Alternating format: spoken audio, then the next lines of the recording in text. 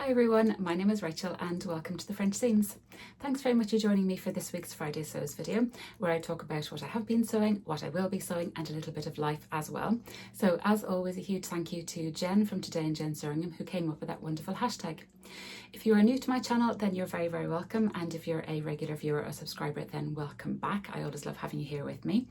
A massive thank you to everybody who watched my Friday Sews last week, which was the reveal with the very lovely Karen Marie from Made by Karen Marie of our jeans collaboration. So hashtag sew jeans with us.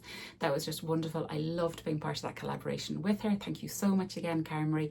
And thank you to everybody who watched it and everybody who left such a nice comment about my jeans making adventure. So thank you very, very much. But if you've seen the title of this video, more on that later.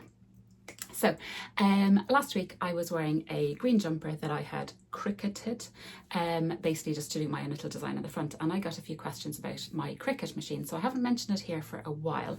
Not this year but last year for my birthday, the very lovely Mr. French Seams got me a Cricut Joy for my birthday, so with a very heavy hint. Basically I sent him the link, but yes, so he got me this lovely Cricut Joy.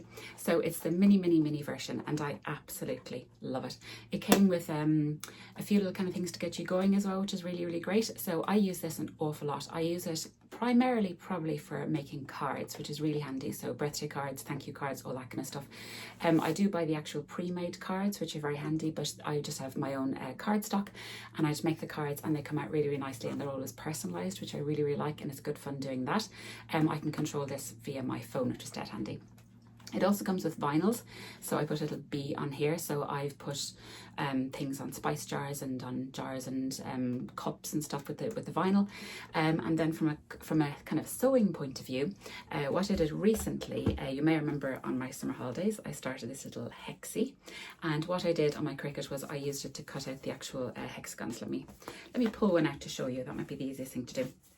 So I basically just decided what size I wanted, and then I used this nice glitter fabric and I cut out a little hexagon, so I knew it was an exact hexagon. I was able to use that for my English paper piecing. So that was one little bit I used for my sewing. One of the other main things I do is I push things on t-shirts and clothes, which I love doing. So I have a huge roll of iron-on transfers. So I have glittery ones, I have just plain gold ones. I used to have really cool kind of like pinky neon-y ones, but I think that's all gone. And I love doing little designs and then ironing them onto garments. So I've done ones for new babies, I've done ones for birthdays, I've done ones for hen parties. And then most recently, well, this is the jumper I was wearing last week. So this is the one that says pumpkin spice and all things nice. So it's in the gold and also the glitter. And then I also love doing ones for my little boy's birthdays. So I made this one from younger French Seams earlier in the year when he turned 3. So I am 3, hear me roar. And my older boy is turning 6 this month. So I need to make him a new t-shirt. If you remember my video last year, I tried to find his t-shirt with 5 on it. I couldn't find it. I think it's in the wash. It's basically a dinosaur with a 5 on it. So this year I'm going to make him a 6 one because he is turning 6 in a few weeks. And to say he's excited, understatement of the century. So I will, I always make him little birthday t-shirts, so I'm looking forward to doing that as well. Sometimes I make the garments, so I did actually make this from scratch, just with scraps I had left over. This is the kids pajama top pattern, I think, that I just made my younger boy a little jumper in. And sometimes I just use a t-shirt that I have already just to put a little sticker on it, so using my Cricut. So they're the kind of things that I use for sewing and around the house and bits and bobs. So I just love my Cricut, I really, really do. I know you can get super fancy ones like that go up and up and up, that are the size of this room, that cut fabric and all kinds of cool things, and they are really cool. You can also get the heat press to do the iron-ons. I just use my regular iron. I've kind of learned now the settings I have to have my iron on to make it work. You can also get things like hat presses to put things on hats. You can get things to put on things on mugs.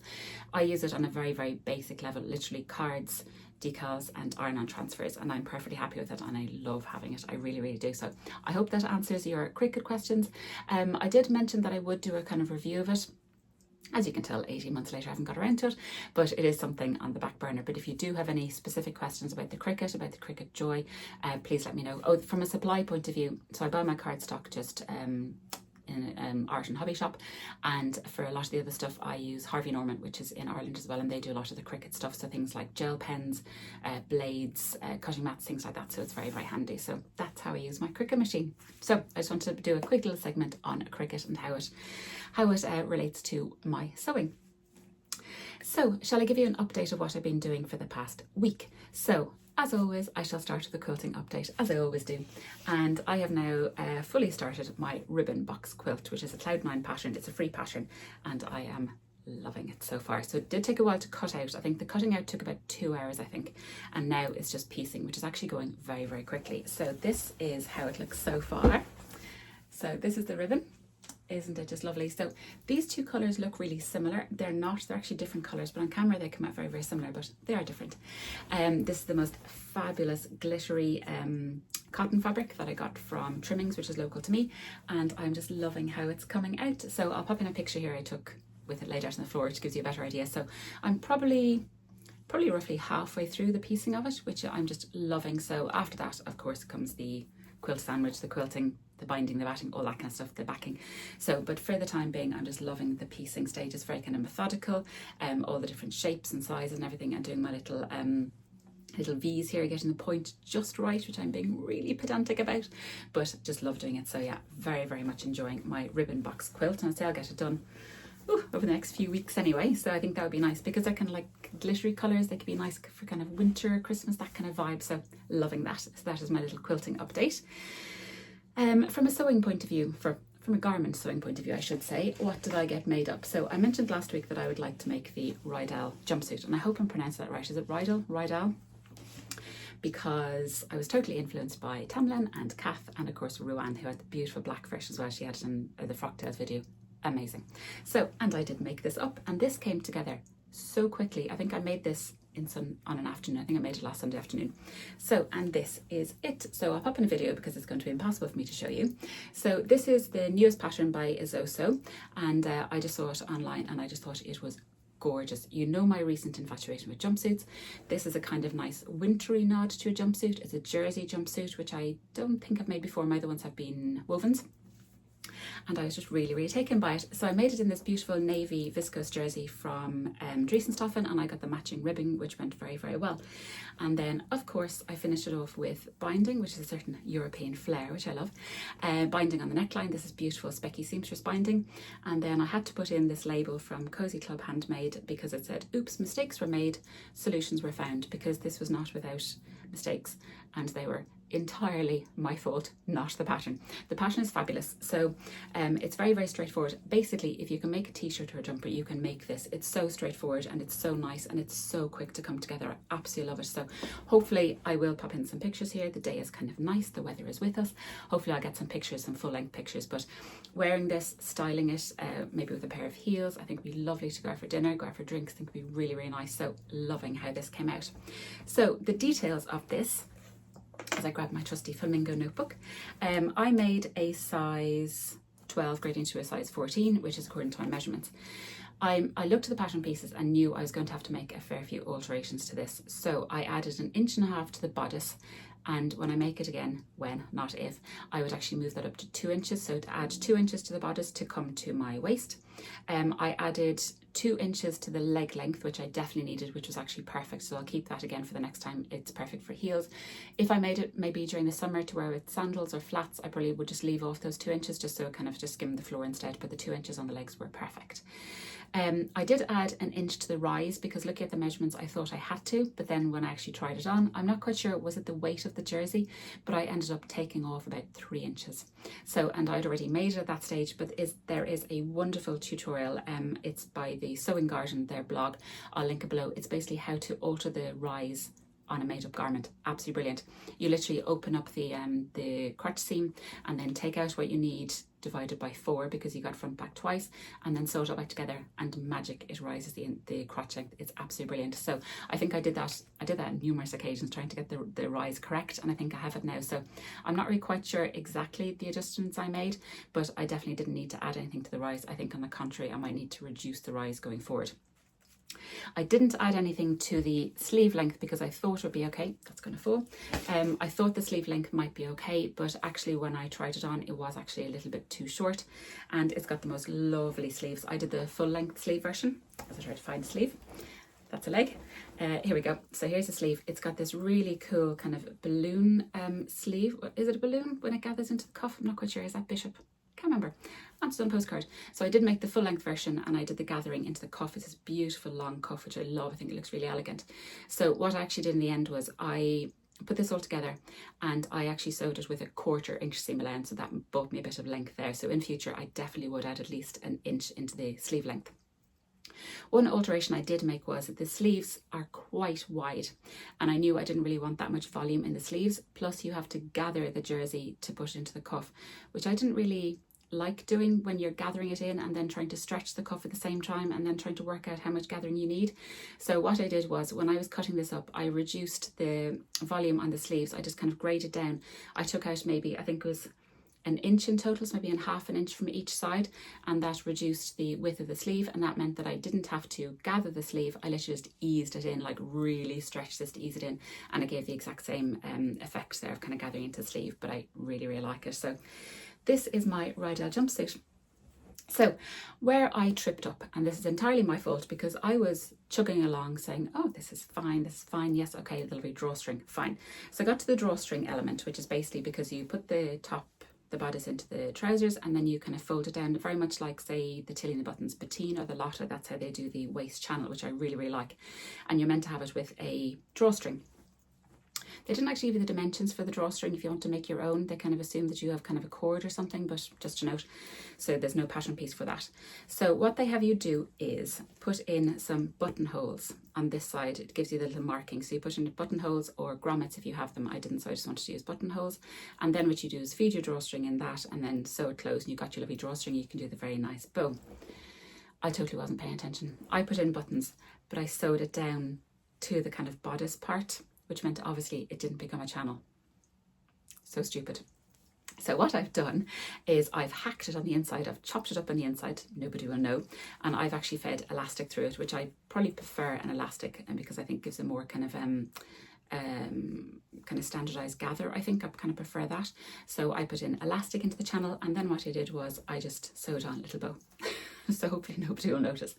Only between you and me that I totally mucked that up. I really, really did. I was so cross with myself, but I think I put a little, I managed to save it. You can just see those, but hopefully nobody will notice. Nobody will notice.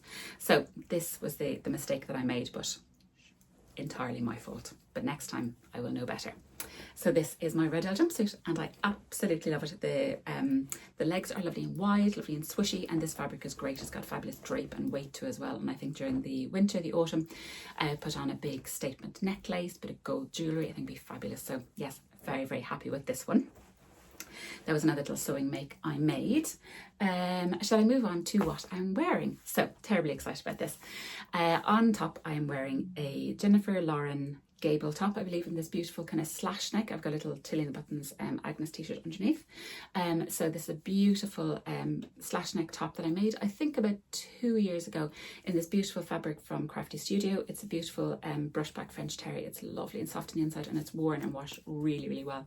So this is a Jennifer Lauren gable top, which I really, really like. And then what else am I wearing? I shall show you. Yes, I made another pair of jeans. These are in the most incredible stretchy denim from Rainbow Fabrics, and you can see the back here. Apologies for the bum shot. And I made the flared ones. So am I now completely addicted to making jeans? I've now made 3 pairs in about 6 weeks. I'll stop now because I've run out of denim basically. So I had this beautiful denim fabric from Rainbow Fabrics. So I'm a brand ambassador for Rainbow Fabrics, so I'll put my code here, I think, Rachel !VIP. That's Rachel RACHAEL !VIP, and that gives you 20% off on the Rainbow Fabrics website, and I receive a small commission. So thank you very, very much to everybody who's using my code. So I was very kindly given these this denim, and it was absolutely beautiful. I love the colour, and it was super, super stretchy, so I knew it was going to make a super comfy pair of jeans. So if you're watching my channel, I had made 2 pairs of the Megan Nielsen Ash jeans as part of the collaboration with Cara Marie. So I'd made my toile, I made straight size 14 slim leg, which I really liked, which came out beautifully, but the rise was too high.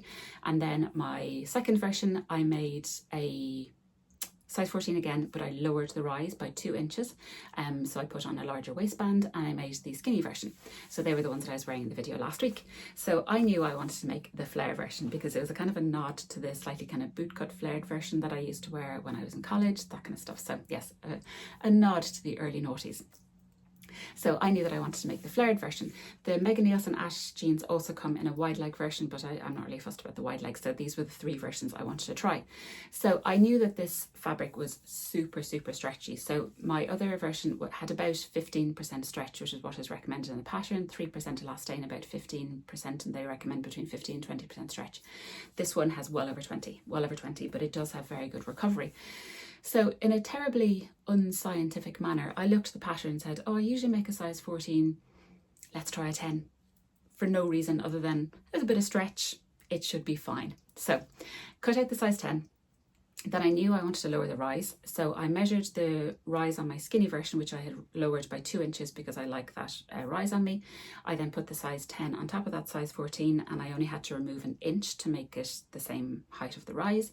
And then I assembled them all together, which actually came together really quickly for jeans, really quickly. I've got a label on the back and it says made slow and well.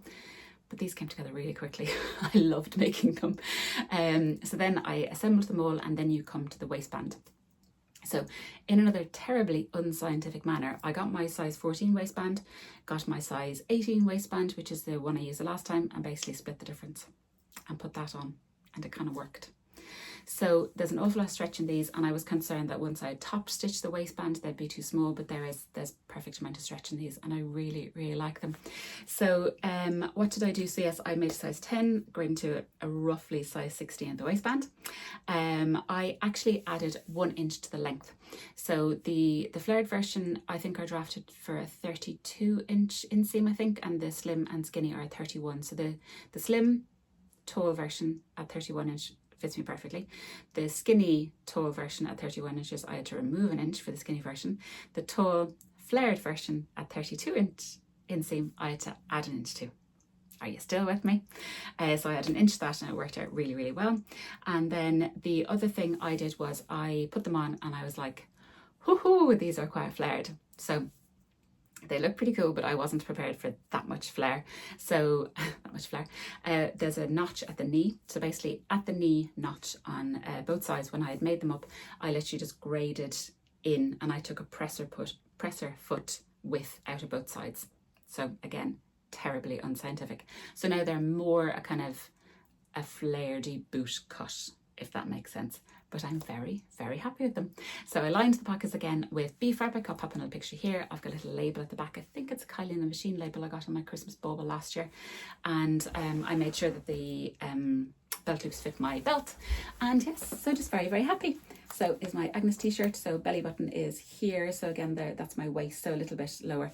They could go down a smidge more, maybe because they're stretchy, they rise up a little bit more. But yeah, I absolutely love them, and I'm wearing them with my Converse shoes, and I just love them. I really, really like them. So I think if I wanted to wear them with heels, if they're a bit more fancy, I'd make it exactly the same as I did, and I just add another inch to the leg length just to go over heels or boots, whatever. But yeah, so now I'm 3 pairs of jeans in, and now I need to stop. So that was a pretty intense week now with my Rydal jumpsuit and another pair of jeans. So the other little tiny thing I got done this week was very, very quick. To call it a palette cleanser, it cleansed my palette. It definitely did. It was wonderful. So my older boy, he has a kind of fundraiser in school coming up where they can wear just totally bizarre clothes. They can do bizarre hairstyles, wear odd shoes, wear anything they want. It's kind of a wacky kind of thing. It's not really Halloweeny, so it's not really costume, but it's just kind of like they can basically wear whatever they like for fun, and they go on a little walk to raise money for the school, which is really cute, and he loved it last year. So I wanted to make him a few little wacky clothes because we were thinking what to do. Does he just wear kind of odd shoes, or does he wear a baseball cap backwards, or what does he do? So we didn't really have any clothes that were terribly out there. So I was thinking that I would make him a kind of a scrappy tracksuit. So as you know, if you watch my channel, I don't have a fabric stash, but what I do have is a massive scrap bin. I have a jersey scrap bin, I have a woven scrap bin, and then I have a kind of quilting scrap bin. But in each of those, apart from the quilting one, in the woven and jersey, they're basically nothing is more than half a metre, because I always buy fabric to suit a pattern, so I never kind of overbuy, as it were. So all the stuff is, if I buy 1.5 metres for a jumper, then I have little offcuts, and I always keep them, and well, it worked to my advantage this time, didn't it? So I was able to make him a little tracksuit, and he really, really likes them, so I'm delighted. And these took no time at all, and they were so fun to make. So I made him a little jumper. And this is the Adventure Raglan by Waves and Wild. Waves and Wild have the most fabulous children's patterns. I make them all the time for my boys. I now make him a size 7, so he's going to be 6 this month, but this fits him perfectly, and it's a lovely raglan jumper. So you can see this rust, this was an LB pullover. This lovely leaf fabric, I've got a hot coffee hoodie in that. This green one was a Whistler sweatshirt. Then on the back is navy. This was a Blackwood cardigan, and you can see that the cuffs and the waistband are what I'm wearing, and you can see how well the fabric is washed and worn 2 years later, hasn't altered at all. And then I did have some ribbing which I use for the neckband, which I think is important. So this is his little jumper, which I think is really cute, and I thought as well for the autumn leaves was quite appropriate. And then I'm super proud of the trousers. So I did a look around and I found the, if I get the name right, the Lowland Kids Tailor joggers. And these are perfect because they're colour blocked already. So these are the tracky bums. They come with this colour blocking here. What you can also do is add another one of these panels and make it kind of a moto one by folding it over, which looks really cool. So it basically comes with this panel, the side panel, this panel, and then the back is plain, and it was just perfect for what I needed. So again, this was a Stella hoodie. Again, you can see the leaves from my hot coffee, Stella hoodie, Whistler, no, not the LB pullover, the Max T, sorry. Then the navy again from my Blackwood cardigan. Then on the back you can see what I'm wearing, and then again this for my Whistler sweatshirt. And the cuffs I did in ribbing, and then the waistband, that is a Helen's Closet Jackson sweatshirt that I made for my husband. So little outfit for him, getting rid of all my scraps, a bit of a palette cleanser for me. Win, win, win. This is a fabulous pattern. It is so cute, so cute, and all the hard work was done for me. Absolutely brilliant. It does come with a pocket option as well, which goes into this seam here, which is really cool. I might try that again the next time.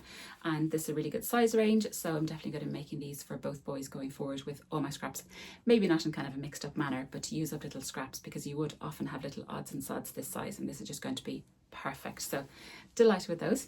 He's happy. So yeah, he's a very happy camper. So that was all my sewing this week. I'm just having a quick look at my list. I've mentioned everything I have. So what am I going to be sewing next week? So I have bat costumes to make. So our house is now, to talk a little bit about life as well, our house is now fully decorated for Halloween. My boys absolutely adore Halloween. They're going around with bat ears, they're going around, they have little dragon wings. Our whole house is covered in pumpkins, our whole house is covered in witches and ghosts and spiders and everything, and they love it and I love it. Do I feel it slightly? Perhaps. But yeah, the whole house is decorated. They absolutely love it. So Halloween, I know, isn't until the end of October, but they've been asking for their bat costumes. So this is the week. So I've got both cut out. So I'm going to make them the Waves and Wild Icon Zip hoodie. And actually I made, yeah, that's how I managed to make the maxi out of this, is because I made my older boy a Icon Zip hoodie in that last year, and he loves it. So I'm going to make that again. It's a really cool children's pattern. It's got a hood. It's got really cool details at the front with pockets. It's a zip up hoodie. My older boy loves it. So I'm going to make him another one of those, except I've gone to a size 7. And then for my little boy, younger French seams, he's going to be 4 in February, so I'm making him a size 4, and I've got it all cut out here. Again, I love children's patterns, they come together so quickly.